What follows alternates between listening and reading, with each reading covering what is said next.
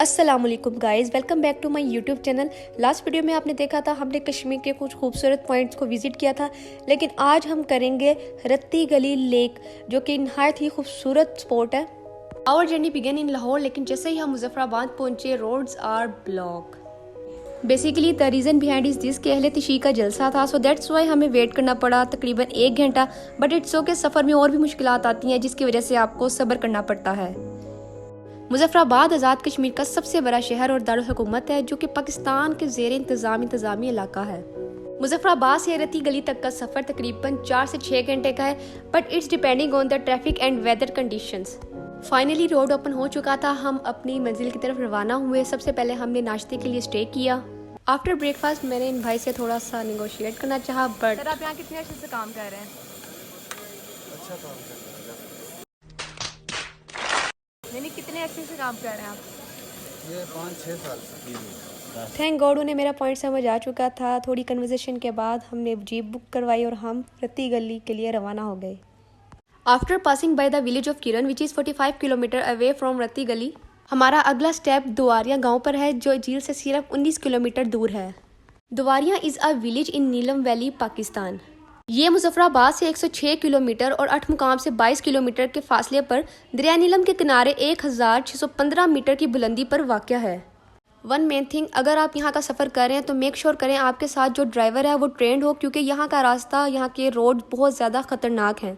हमने सुना था roads leads to happy journey, but यहाँ के रोड्स देख के तो हमें समझ नहीं आ रहा था खुश होना है या उदास होना है। कहते हैं कि ख़तरनाक रास्ते और सड़कें आपको एक खूबसूरत मंजिल की तरफ पहुँचा देती है, मगर यहाँ पे हमें कुछ और ही देखने को मिला। अप्रोक्सीमेटली 1 घंटे की राइड के बाद हमें एक बहुत बुरा हादसा देखने को मिला, जो कि जीप राइड का था। सफ़र करते करते हमें 1 घंटा हो चुका था, मंजिल को पहुंचने ही वाले थे कि हमें ये बैड न्यूज़ मिली। काइंडली आप इस चीज़ का ख्याल किया करें कि जब भी आप जीप बुक करवाएं तो आप ओवरलोड ना करें। ओवरलोड करने की वजह से ही जीप का हादसा हुआ। आप देखिए रास्ता कितना ज़्यादा ख़तरनाक है।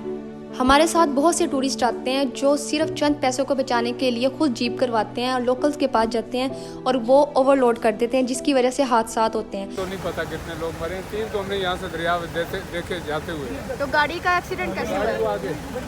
सीरियसली गाइज, क्या पैसा आपकी ज़िंदगी से ज़्यादा अहम है?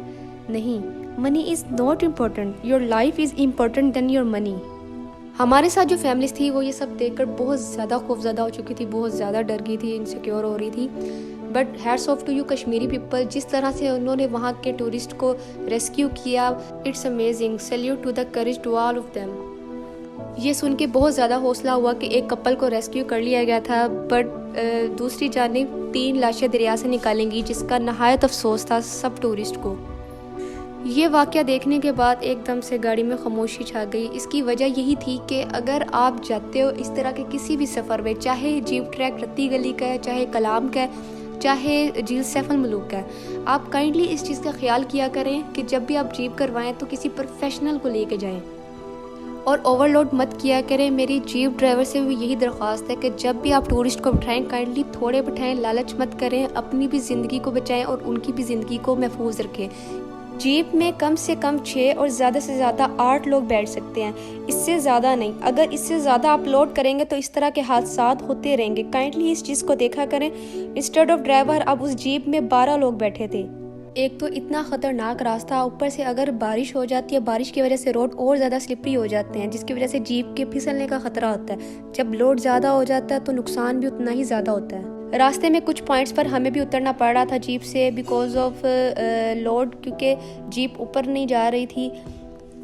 नो डाउट अगर फेरी मेडोज का जीप ट्रैक डिफ़िकल्ट है, डेंजरस है, तो रत्ती गली का भी डेंजरस है। हमारे साथ जो फैमिलीज़ थी वो काफ़ी ज़्यादा इनसिक्योर हो चुकी थी, बहुत ज़्यादा डर गई थी, कुछ वापस जाना चाह रही थी। तो हमने बोला नो इशू, अगर आप जाना चाहते हैं तो आप चले जाएं, बट अगर आप आए हैं हिम्मत करें, आप जो स्पॉट विजिट करने आए हैं वो देखेंगे तो आपकी सारी थकावट दूर हो जाएगी। जो टूरिस्ट इस हादसे का शिकार होकर शहीद हो चुके हैं उनकी मग़फ़िरत के लिए एक बार सूरह फातिहा पढ़ दें काइंडली।